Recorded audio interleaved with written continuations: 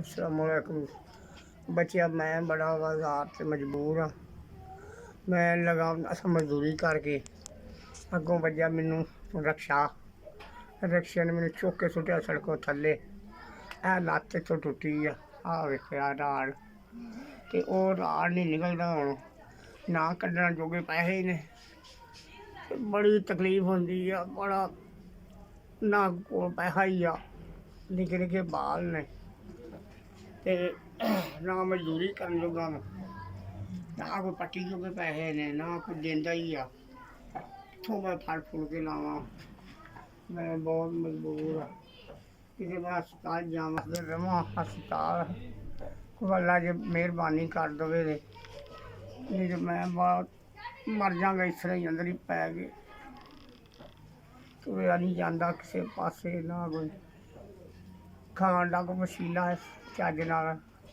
अट्ठी भारी किते रोटी लभ जाती है, कोई खसारा खाओ करके बन जाता कम।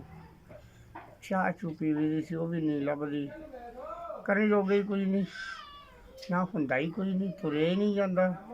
किहड़े पासे मैं तुर जा, मैं हाय मकान सारा चौंदा कुड़ी होवे ते मिट्टी ला सकदा।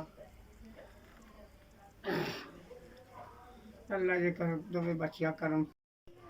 1000-4000 रुपया घल्लिया किसी बंदे ने, अल्लाह ओहदा भला करे, ओहदे बच्चे जिउण सो, अल्लाह ओहदा कारोबार चलाए भाई, वध तो वध ओहदी मेहरबानी है। अल्लाह ओनू रिज़्क ज़्यादा दे, अल्लाह ओहदा भला करे यार। अल्लाह ओहदे बच्चियां दी तंदरुस्ती दा मौला ओहदे कारोबार च इजाफा करे मौला।